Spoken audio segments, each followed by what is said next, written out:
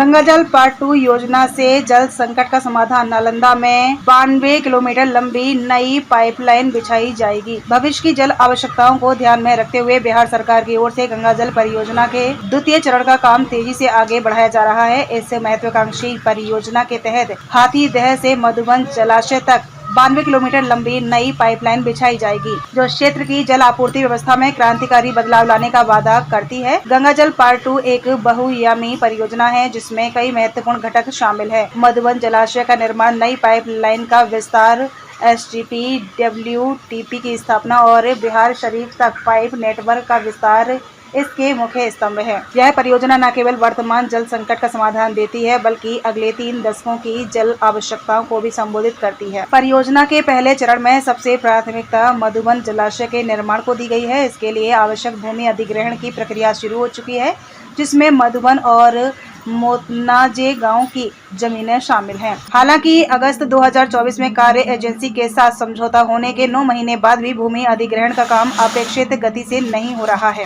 इस परियोजना की सबसे बड़ी विशेषता मधुबन जलाशय की विशाल भंडारण क्षमता है। अधिकारियों के अनुसार यह जलाशय घोड़ा कटोरा जलाशय से 3 गुना अधिक पानी संग्रहित कर सकेगा, जबकि घोड़ा कटोरा की क्षमता 9.3 मिलियन क्यूबिक मीटर 93 लाख घन मीटर है। मधुबन जलाशय की क्षमता 27.3 मिलियन क्यूबिक मीटर 273 लाख घन मीटर होगी। यह विशाल भंडारण क्षमता क्षेत्र की दीर्घकालिक जल सुरक्षा सुनिश्चित करने में महत्वपूर्ण भूमिका निभाएगी। गंगाजल पार्ट 2 को 3 मुख्य चरणों में बांटा गया है। पहले चरण में मधुबन जलाशय का निर्माण और नई पाइपलाइन का बिछाना शामिल है। दूसरे चरण में सीवेज ट्रीटमेंट प्लांट और वाटर ट्रीटमेंट प्लांट की स्थापना होगी। तीसरे चरण में बिहार शरीफ शहर तक पाइप नेटवर्क का विस्तार किया जाएगा। इन तीनों चरणों पर कुल 2,909 करोड़ रुपए का खर्च आएगा। पहले चरण के लिए 1100 करोड़ रुपए की राशि पहले से ही उपलब्ध है, जबकि शेष 2 चरणों के लिए जल्दी धनराशि उपलब्ध कराई जाएगी। परियोजना के पहले चरण में कुल 517 एकड़ भूमि के अधिग्रहण की आवश्यकता है। इसमें से केवल 275 एकड़ निजी भूमि है, जबकि शेष सरकारी भूमि उपलब्ध है। यह तथ्य परियोजना के कार्यान्वयन में सहायक है, क्योंकि निजी भूमि के अधिग्रहण में आमतौर पर